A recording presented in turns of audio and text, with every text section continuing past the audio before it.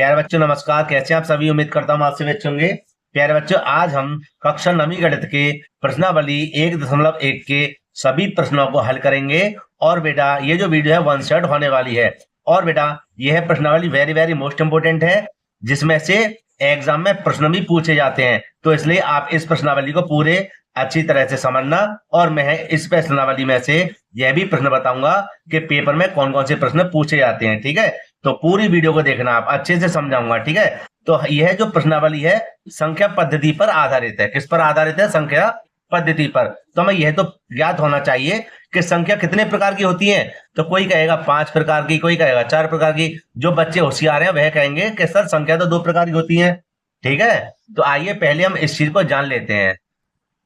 तो बेटे एक साफ पेज को लेते हैं और संख्या के बारे में बिल्कुल प्यार से समझाते हैं कि संख्या कितने प्रकार की होती है। ठीक है, तो चलिए एक साफ पेज को ले लेते हैं हम। तो बेटा यहां पर हम कहेंगे संख्या। सबसे पहले क्या लिखेंगे? संख्या। ठीक है, संख्या ये हमने लिख दिया। आराम से समझाऊंगा प्यार से। ठीक है, तो संख्या कितने प्रकार की होती है जी? संख्या तो 2 प्रकार की होती है। जो बच्चे होशियार हैं उन सभी को पता है संख्या कितने प्रकार की होती है। 2 प्रकार की। ठीक है, तो कौन कौन सी होती है जी? एक होती है बेटा वास्तविक संख्या। कौन सी होती है? वास्तविक संख्या। तो यहां लिखेंगे वास्तविक संख्या। बेटा एक एक चीज क्लियर कर लेना, ठीक है, जिससे आपको अच्छे से समझ में आ जाए, कोई डाउट ना हो। और एक होती है हमारी कौन सी? काल्पनिक संख्या। काल्पनिक संख्या। ठीक है, डिटेल में बताऊंगा बहुत प्यार से, आपके 100% समझ में आएगा बेटा। ठीक है, तो इसको करते हैं बीच में अब और आराम से इसके बारे में समझेंगे। अब यह कहता है कि भैया वास्तविक संख्या कौन सी है? तो हम कह देंगे जी वास्तविक संख्याएं परिमेय संख्याएं और अपरिमेय संख्याएं विभाजित होती हैं। ठीक है, लेकिन वास्तविक संख्या और भी संख्या होती हैं, पूर्ण संख्या, प्राकृतिक संख्याएं। ठीक है, लेकिन यहां पर हम देखेंगे पहले इसको कि किस रूप में 2 भागों में इसको तोड़ देंगे वास्तविक संख्याओं को। कौन सी में? एक तो परिमेय संख्या और एक परिमेय संख्या लिखा है पहले तो परिमेय संख्या। ठीक है, और एक देखेंगे अपरिमेय अपरिमेय संख्या। ठीक है, यहां लिख देते हैं अपरिमेय संख्या। अब आपसे कोई कहने लगे भैया परिमेय संख्या कौन सी होती है, बताओ जी। तो परिमेय संख्या होती है जो P बट्टे Q के रूप में लिखी जाती हैं। किस रूप में लिखी जाती है बेटा? P बट्टे Q के रूप में लिखी जाए, उसको कहते हैं परिमेय संख्याएं। तो हम यहां पर पहले तो आपको अच्छे से समझाएंगे कि परिमेय संख्या होती है हमारी जो संख्याएं P बट्टे Q है ना के रूप में लिखी जाए। ठीक है, लेकिन वहां पर क्या हो कि Q बराबर 0 नहीं होना चाहिए। क्या नहीं होना चाहिए? Q बराबर 0 नहीं होना चाहिए। और उनका P और Q का HCF, क्या चीज? HCF माने महत्तम समापवर्तक 1 होना चाहिए। बेटा कितना होना चाहिए? 1 होना चाहिए। प्यारे बच्चों वीडियो आज बड़ी रहेगी, लेकिन गारंटी के साथ। कौन सी गारंटी? 100% गारंटी के साथ आपको यह प्रश्नावली आराम से समझ में आएगी। और इसका कोई भी सवाल आपको पेपर में मिलेगा, चाहे वो छमाही हो या सालाना हो, आप 100% उस सवाल को करके आओगे गारंटी के साथ। ठीक है, और कोई भी परेशानी नहीं होगी आपके लिए बेटा। समझे? तो हमने क्या समझाया कि परिमेय संख्या कौन सी होती है? वे संख्याएं जो P बट्टे Q के रूप में लिखी जाए, लेकिन Q बराबर 0 नहीं होना चाहिए। समझे? कैसे नहीं होना चाहिए कि यहां पर थोड़ा सा डिटेल में बताऊंगा। 1 बट्टे 0 है, 2 बट्टे 0। ठीक है, तो कैसी है ये परिमेय संख्या नहीं है। समझे? हाँ, 0 बट्टे 1 हो जाए है तो वो परिमेय संख्या मानी जाएगी। ठीक है, अच्छा मैंने एक कंडीशन और बताई है इसमें कि P और Q का HCF 1 होना चाहिए। देखो अगर हम कोई संख्या लें 4 बट्टे 5, समझना, तो ये कैसे रूप में है? ये P बट्टे Q के रूप में है या नहीं है? लेकिन यहां पर HCF 1 होना चाहिए। देखो भैया कैसे कि HCF 1 होगा। 4 के गुणनखंड करना 2 दूनी 4 और 5 की गणना 5 है, मतलब 5 का 5 ही रहेगा, हो ही नहीं सकते।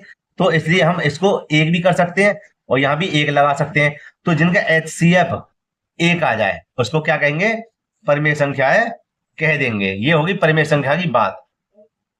तो इसको हटा देते हैं, ठीक है, इसको। अच्छा जी, इसको ये हमने कर दिया रफ। तो इसके आधार पे इसको आप समझ लेना बेटा। अच्छा, अब बात करेंगे अपरिमेय संख्या की। किसकी बात करेंगे, अपरिमेय संख्या की। तो अपरिमेय संख्या तो बहुत ही सरल होती है। कैसे, यहां पर मैं बता दूं, यहां पर, ठीक है, इसके बराबर में कर देते हैं परिमेय संख्याएं। वे संख्याएं सीधे सीधे बता रहा हूं जो रूट में आ जाए। किस में आ जाए, रूट में। √2 है, √3 है, √5 है। कैसी हैं, सभी अपरिमेय संख्याएं हैं। कैसी हैं, अपरिमेय संख्याएं। अब आप कहेंगे सर आपने 2 लिख दिया, 3 लिख दिया, 4 क्यों नहीं लिखा। तो देखो यहां पर मैंने √4 लिख दिया, तो ये परिमेय संख्या है। कैसे, कि 4 का वर्गमूल क्या होता है, 2। क्या होता है, 2। और 2 के नीचे आप 1 लगा सकते हो, लगे ना लगे। तो कैसी संख्या, ये परिमेय संख्या है। समझे, ठीक है, क्लियर है ना, बहुत बढ़िया बेटा। ऐसे √7 है, ठीक है। तो ये कैसी हमारी संख्या, सबरी अपरिमेय संख्या है। कैसी है, अपरिमेय संख्या है। तो जो क्लास 9th और 10th में जो पूछा गया है, ठीक है, तो वे सब इतना ही पार्ट है इसका, वास्तविक संख्या का, परिमेय संख्याएं और अपरिमेय संख्याएं। ठीक है, आगे जैसे जैसे प्रश्न आते रहेंगे तो मैं आपको वास्तविक संख्याओं को बारे में पूरा क्लियर कर दूंगा, कि जैसे कि इसमें आएगा पूर्ण संख्याएं, प्राकृतिक संख्याएं, ठीक है, तो वो मैं सब बेटा क्लियर कर दूंगा। ठीक है, लेकिन यहाँ पर बात फंस रही है किसकी, काल्पनिक संख्याएं। आप कहेंगे सर काल्पनिक संख्या तो बता दो, जब लिख दिया है तो है। तो आपके लिए ये जो काल्पनिक संख्या है 11 और 12 में पता चलेंगी। लेकिन थोड़ा सा मैं बता दूं आपके लिए, कैसा, थोड़ा सा, कि काल्पनिक संख्या वे संख्या होती है कौन सी, कि अगर अंडर तो हो लेकिन -2 आ जाए। क्या आ जाए, -2। अंडर में अंदर क्या हो, माइनस आ जाए। इसी प्रकार यहां पर आ जाए -3। तो ये सब कैसी हैं, सब काल्पनिक संख्याएं। कैसी संख्याएं, काल्पनिक संख्याएं।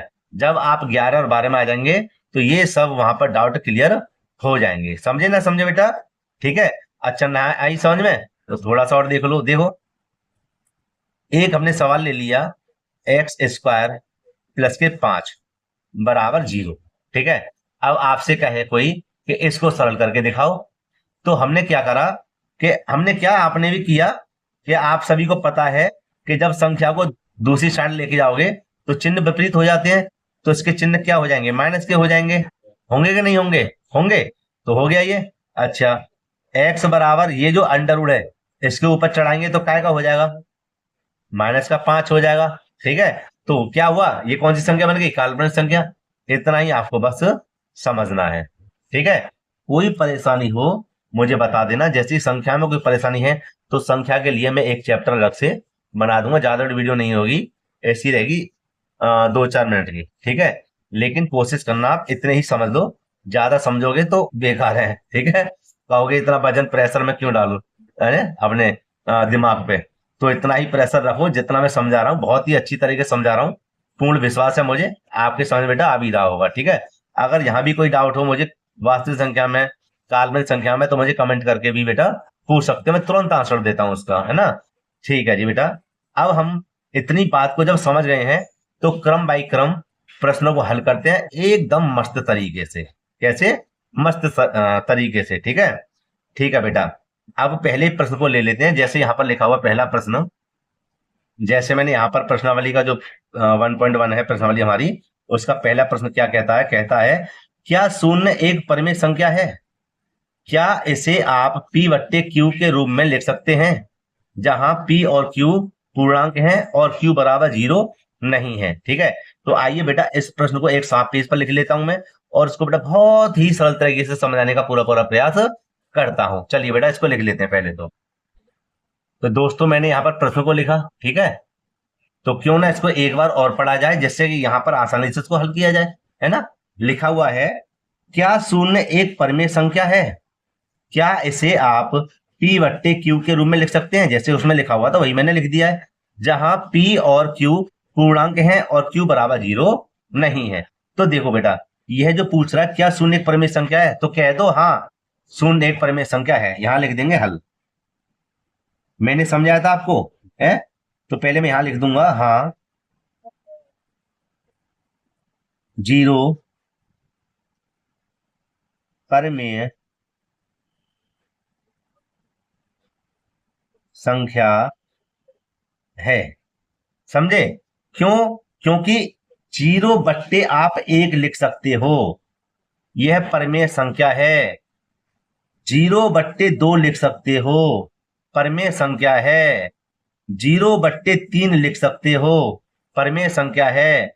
आगे तक लिख सकते हो, परिमेय संख्या है। लेकिन Q के स्थान पर 0 ही मत लगा देना। जैसे मैंने यहां समझाया था कि P ये रहा, 0 ये रहा, तो ये परिमेय संख्या नहीं है अब इस समय।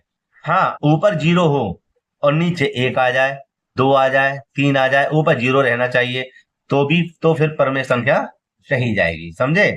तो बताओ कोई परेशानी पूरी प्रश्नावली में? बताइए, कोई परेशानी तो नहीं है? नहीं है, और होनी भी नहीं चाहिए। समझे नहीं समझे? ठीक है, बहुत ही सरल तरीके से समझा रहा हूं। कोई भी डाउट हो मुझे बता देना, ठीक है? दोबारा वीडियो बना देंगे, दोबारा नहीं बनाएंगे तो कमेंट में इस चीज को आपको समझा देंगे, ठीक है? कि हाँ सर आपने ये गलती कर दी। वैसे मैं गलती तो करूंगा नहीं पूरी प्रश्नावली में, हो भी जाए तो ही माफी चाहता हूँ। ठीक है।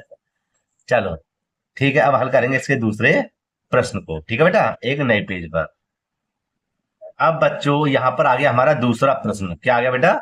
दूसरा प्रश्न। और यहां पर पढ़ेंगे, इसके लिए लिखा हुआ है 3 और 4 के बीच में 6 परिमेय संख्या ज्ञात कीजिए। 6 परिमेय संख्या भैया है 3 और 4 के बीच में, कैसे करेंगे? ऐसा नहीं है कि यहां पर आपको लग रहा हो डर, भैया यहाँ पे 3 और 4 के बीच में संख्या कैसे निकालें। कुछ नहीं है यार, बहुत ही सरल है। कैसे? देखो, अगर आप यहां पर आए हो तो कुछ नहीं है। देखो 6 के लिए कहना 6, तो 6 में 1 जोड़ देंगे, कितना हो जाएगा? 7। कितना हो जाएगा? 7। अब हमें क्या करना है? ये जो 7 है, इस 7 की गुणा 3 में करनी है और 4 में करनी है। क्या करनी है? गुणा 3 में और 4 में। लेकिन समझना कैसे करेंगे, कि यहां पर हम लिख देंगे 3 है और यहां गुणा 7/7। ध्यान से समझोगे तभी आपकी समझ में आएगा। यही काम आपको करना है। कब? ऐसे संख्या आएंगी चेंज करके पेपर में, ठीक है? तो पेपर में चेंज करके आए तो आप तुरंत ऐसे इसको करना है। तो 3 लिख देंगे, जब 7 आए 7 की ऊपर और नीचे कर देनी गुणा, है ना?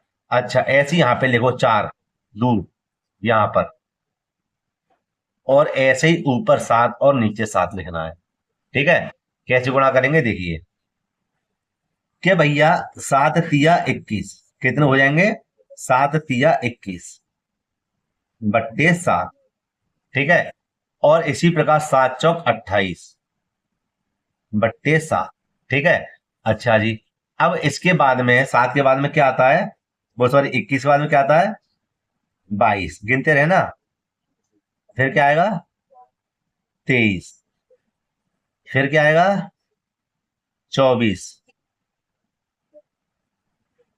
25,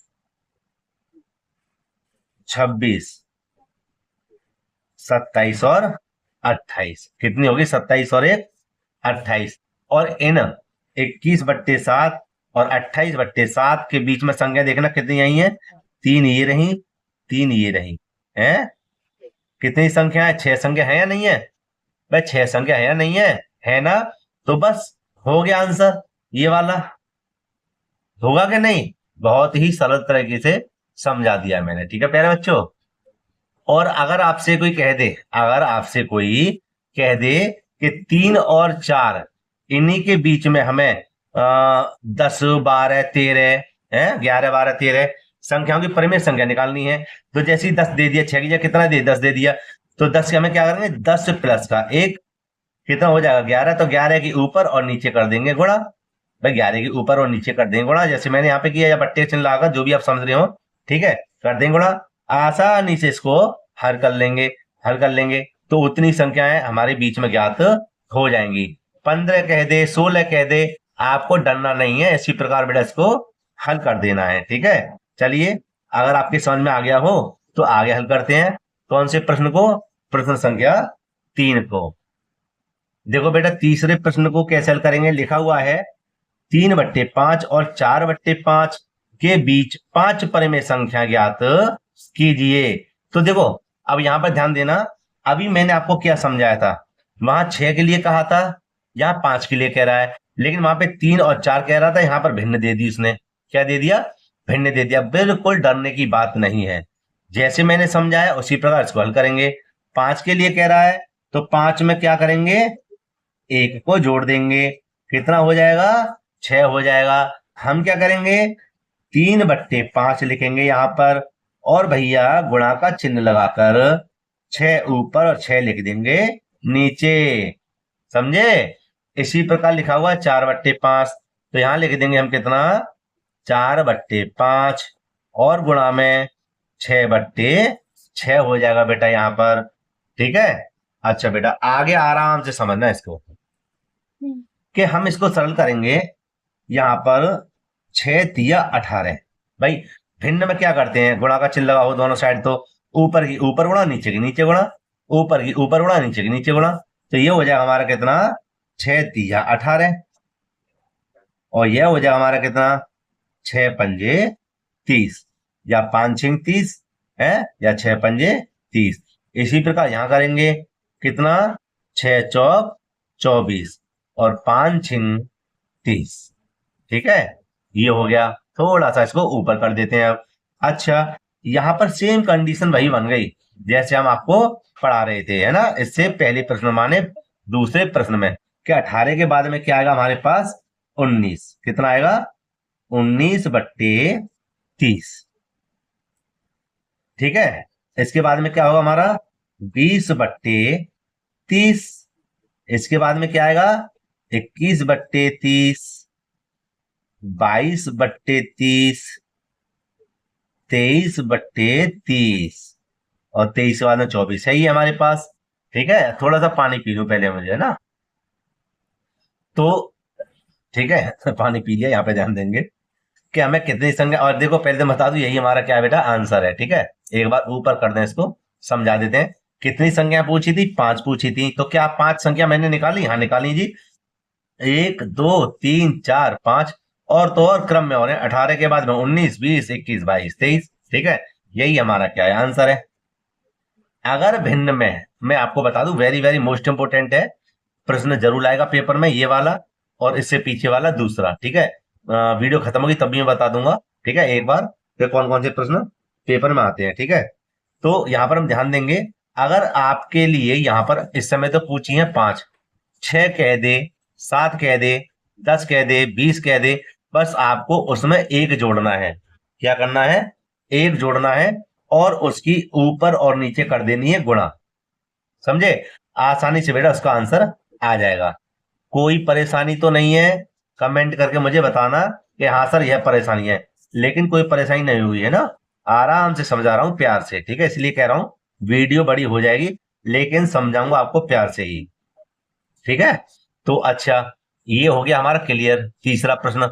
अब हल करेंगे इसके चौथे प्रश्न को। ठीक है, तो बेटा यहां पर मैंने चौथा प्रश्न लिख दिया है। ठीक है, बहुत ही सरल प्रश्न है, क्योंकि इसी प्रश्न में आपको प्राकृतिक संख्याएं, पूर्ण संख्याएं, पूर्णांक, पूर्ण संख्या, सभी संख्याओं का ज्ञान हो जाएगा। ठीक है, तो पहले तो हम प्रश्न को पढ़ लेते हैं और इसके तीनों भागों को पढ़ लेते हैं, तब आपको एक एक करके सभी भागों को समझाएंगे।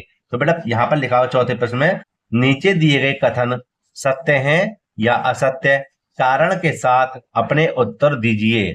ठीक है, तो पहला भाग कहता है प्रत्येक प्राकृत संख्या एक पूर्ण संख्या होती है। तो भैया सबसे पहले देखेंगे प्राकृतिक संख्याएं क्या होती हैं। तो यहां पर मैं आपको बता दूं, यहां पर मैंने पहले से ही लिख रखा है कि समय आपका खराब ना हो। देखो कि प्राकृतिक संख्याएं, प्राकृत संख्याएं सभी को पता है। 2 4 बच्चे हैं बेचारे जिनको समझ में नहीं ये नहीं पता। तो देखो प्राकृतिक संख्या कौन सी होती है? होती है 1 2 3 4 5, और ऐसे करके जाएं वह कैसी संख्या होती हैं? प्राकृतिक संख्याएं होती हैं। कैसी संख्या होती है बेटा? प्राकृतिक संख्याएं होती हैं। समझे? और बेटा पूर्ण संख्याएं कौन सी होती हैं? तो यहां पर मैं लिख दूंगा पूर्ण संख्या। पूर्ण संख्या माने पूरी संख्या है। ये होती है जीरो से स्टार्ट। किससे? जीरो से, और आगे तक चली जाए। एक, दो, तीन, चार, पांच, और आगे तक चली जाए। ठीक है, तो ये मैंने प्राकृतिक संख्या बता दी और पूर्ण संख्या भी बता दी। तो हम यहां पर पढ़ेंगे प्रश्न को दोबारा। कहता था कि प्रत्येक प्राकृतिक संख्या एक पूर्ण संख्या है। तो भैया सही बात है, हाँ। क्या है? हाँ। हल। और लिख देंगे सत्य है। कैसे सत्य है? सत्य है इसलिए सत्य है कि प्राकृतिक संख्याएं पूर्ण संख्याओं में आ रही हैं। आ रही हैं? नहीं आ रही? आ रही है ना। इसलिए बेटा यह कथन कैसा है हमारा? बिल्कुल सत्य है। ठीक है, आया समझ में? नहीं आया? आ गया होगा। ठीक है, अच्छा जी। अब पढ़ेंगे इसके दूसरे भाग को। तो इसको कर देते हैं साइड में जब तक, और इसके दूसरे वाले भाग को समझते हैं। क्या कह रहा था? कि प्रत्येक पूर्णांक एक पूर्ण संख्या होती है। प्रत्येक पूर्णांक एक पूर्ण संख्या होती है। तो इसको भी इसके दूसरे पेज पर हल करते हैं। तो यहां पर इसको करते हैं हल। ठीक है, इसको पहले तो मैं सही कर लूं। ठीक है, ऐसे करके, और इसको बड़ा प्यार से समझाते हैं आपके लिए। ठीक है, यहां से अच्छा लगेगा। देखो कि यहां पर पहले लिखेंगे पूर्णांक। क्या लिखेंगे? पूर्णांक। और इसके बारे में समझ लेते हैं। पूर्णांक क्या होता है? होता है जीरो, एक, दो, तीन, चार, पांच, और आगे तक। माइनस का एक, माइनस का दो, माइनस का तीन, माइनस का चार, और आगे तक डॉट डॉट डॉट। ठीक है, तो पूर्णांक में क्या हुआ? यहां पर भागों में बटा होता है। यहाँ धन के होते हैं और ये ऋण के होते हैं। ठीक है, पूर्ण संख्या। पूर्ण संख्या मैंने आपको अभी पढ़ाई थी। कौन कौन सी? जो पूरी संख्या होती है। जीरो, एक, दो, तीन, चार, पांच, और आगे तक चली जाए। ये होती है हमारी कैसी? पूर्ण संख्या। तो हम यहां पर देख रहे हैं क्या कि पूर्ण संख्या एक और पूर्णांक एक पूर्ण संख्या है? नहीं है। क्यों नहीं है? समझिए भाई। पूर्णांक में माइनस का जीरो, सॉरी, जीरो, एक, दो, तीन, चार, और माइनस का एक आ रहा है। क्या पूर्ण संख्या में आ रहा है? क्या पूर्ण संख्या में माइनस का एक है? क्या पूर्ण संख्या में माइनस के दो है? क्या तीन है माइनस का चार है? भाई पूर्ण संख्या में नहीं है, पूर्णांक है ये तो है। तो इसलिए क्या है ये है हल। और लिख देंगे असत्य। क्या लिख देंगे? असत्य है। समझे? तो ऐसे हम कह देंगे इस चीज के लिए उदाहरण सहित। क्या सत्य है कि माइनस दो एक पूर्ण संख्या नहीं है? ऐसे भी कह देंगे। समझे? समझ गए? ठीक है जी। अब हल करते हैं इसके कौन से प्रश्न को।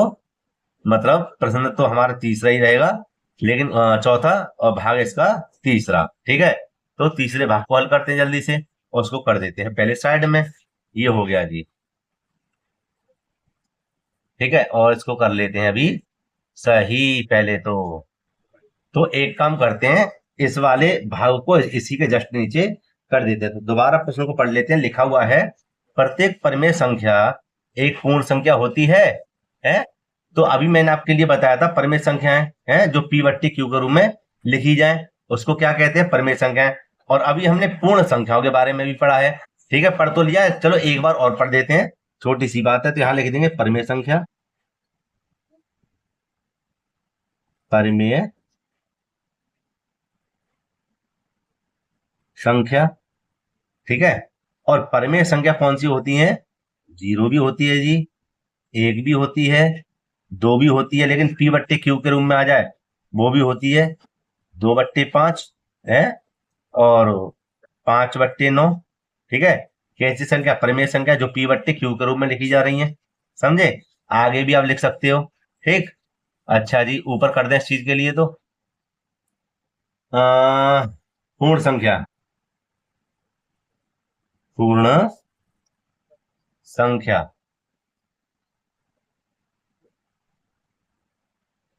और पूर्ण संख्या हमारी कौन सी रहेंगी? अभी मैंने आपको बताया था 1 0 1 2 3 4 और आगे तक लिखते चले आइए। माने पूर्ण माने पूरी संख्या, जीरो से स्टार्ट है भैया, है। तो इस चीज के लिए हम कह देंगे पूरी संख्या, ठीक है। तो कौन कौन सी है? 0 1 2 3 4 5 6 जो भी है आगे तक रहेंगी। तो क्या कह रहा था? कह रहा था प्रत्येक परिमेय संख्या एक पूर्ण संख्या होती है। भाई परिमेय संख्या पूर्ण संख्या नहीं होती। क्यों नहीं होती? क्योंकि देखो परिमेय में 0 है तो 0 है, 1 है तो 1 है, 2 है तो 2 है, लेकिन यहाँ पे तो पी बट्टे क्यू के रूप में लिख दे, लेकिन यहाँ पर पूर्ण संख्या हो थोड़ी पी बट्टे क्यू के रूप में लिख दोगे, है। सही बात है गलत बात है? गलत है ना। इसलिए क्या कहेंगे इसको? असत्य। क्या कह देंगे? हल। और लिख देंगे असत्य। असत्य है। समझे? कैसी संख्या है? यह है परिमेय संख्या, पूर्ण संख्या नहीं है, ठीक है। तो चौथे प्रश्न तक ही है ना प्रश्नावली? ठीक, खत्म होगी बेटा ये पूरी प्रश्नावली, ठीक है। तो आप इन सभी प्रश्नों का स्क्रीनशॉट ले लेना अच्छे से, मैं अभी दिखाई देता हूं, ठीक है। तो एक बार इसका पहले स्क्रीनशॉट ले लीजिए। और मैं फिर से कहता हूं, अगर पूरी प्रश्नावली में कोई भी डाउट हो तो मुझे बताना। और हाँ, मैं आपको दोबारा बता दूं, पहले तो किताब के मैं इस पन्ने को रख ही देता हूं, ठीक है, अच्छे से समझाऊंगा आपको। और देखो यहां पर मैं बता दूं, ये वाला प्रश्न दूसरा और तीसरा बार बार पूछे जाने वाला प्रश्न है ना, किसमें? पेपर में। तो आप इन प्रश्नों को अच्छे से तैयार कर लेना, ठीक है। यहाँ पर खाली क्या होता है, संख्या चेंज हो जाती हैं, लेकिन तरीका जैसे मैंने पढ़ाया है आप उसी पर ही निर्भर रहना, ठीक है। अच्छे से आपको समझ में आ तो गया ही होगा। तो आप इन प्रश्नों को छोड़ के मत आना बेटा, ठीक है। तो मैं इन प्रश्नों के जो मैंने हल कराए इसके पहले स्क्रीनशॉट ले लीजिए, जो बच्चे लेना चाहते हैं। नहीं लेना चाहते तो हमारी वीडियो बस यहीं पर समाप्त करते हैं इस वीडियो को, ठीक है। पहले मैं स्क्रीनशॉट दिलवा दूं बच्चों को। सबसे पहले तो प्रश्नावली 1.1 का पहला प्रश्न है, और यह बेटा इसका आंसर है, ठीक है। ज्यादा लंबा चौड़ा नहीं है, छोटा ही है, कम खाते पीते घर का है ना। इसको देख लेना पहले तो, देख लिया अच्छे से। अब दिखाते हैं इसके दूसरे प्रश्न को, ठीक है। तो दूसरा प्रश्न इसका यहाँ पर आ जाता है, बहुत ही सरल प्रश्न है। यहाँ पर आप बेटा देख लीजिए, ठीक है। यहां से स्टार्ट कर देंगे यहाँ तक, बहुत ही सरल प्रश्न है। दोबारा बता दूं, इन दोनों का हमने क्या करा, पहले तो यहाँ देखेंगे इनके बीच की संख्या ज्ञात करिए। कैसे? 6 है ना। तो 6 में हमने एक को जोड़िए, 7 हो गए, 6 के आगे 7 ही तो होंगे। 7 की ऊपर और नीचे कर देंगे गुणा, ठीक है। और ऐसी 4 की होगी, 3 और 4 के बीच की निकालनी है। तो ये हमारे गुणा करके जितनी बार इसके बाद में संख्या आ रही है उसको बढ़ाते चढ़ाते हमने इसको लिख ही दिया बेटा, ठीक है। ये हो गया। अच्छा जी आगे चलते हैं। तो ये आंसर हो गया आपका दूसरा, ठीक है। तो अब हम बताते हैं इसके तीसरे प्रश्न को। तीसरा भी प्रश्न देखो बिल्कुल सेम टू सेम है, इसी प्रकार का है ये भी, ठीक है। ये रहा, सही है। और भैया इसमें क्या दिया हुआ था कि ये बट्टे में चीज दी हुई है उसने। कैसे में दी हुई है? बट्टे में। तो बट्टे में इसने चीज दे दी है, तो हमने क्या करा, फिर भी हमने वही तरीका अपनाया दूसरे प्रश्न की तरह, इसमें समझाया था। तो 5वां है तो 6 हमने लिख दी, 6 के ऊपर और नीचे भाग लाकर गुणा कर दिया आपस में, ठीक है। तो ये हमारा सवाल हो गया, ठीक है। अच्छे से आप इसका लिख लीजिए, स्क्रीनशॉट ले लीजिए।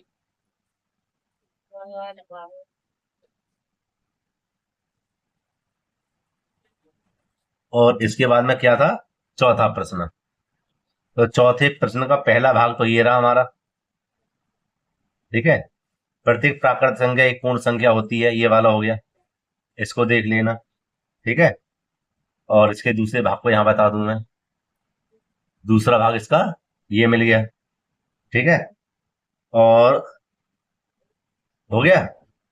तीसरा भाग इसका देखो ये रहा, यहां पर ये रहा जस्ट इसके नीचे। तो मैं यहां पर लिख दूं, सीधा कर दूं पहले तो इसको, तीसरा भाग, ठीक है। ये हमारा क्या हो जाएगा? आंसर, ठीक है। तो आपने सभी प्रश्नों को अच्छे से देख ही लिया है बेटा। तो हम क्या करते हैं, वीडियो को यहीं पे समाप्त करते हैं। अगर बेटा दोबारा कह दूं मैं लास्ट बार, दोबारा क्या लास्ट बार कह दूं, अगर वीडियो में कोई भी डाउट हो तो मुझे बताना कमेंट करके, ठीक है। और वीडियो अगर अच्छी लगी हो तो लाइक करना। जो छात्र चैनल पर नए हुए चैनल को जरूर सब्सक्राइब कर लें, और बेल आइकन को भी प्रेस कर लें, जिससे आने वाली वीडियो नोटिफिकेशन समय समय पर मिलता रहे। तो प्यारे बच्चों मिलते हैं इसी प्रकार की एक और वीडियो के साथ। जय हिंद।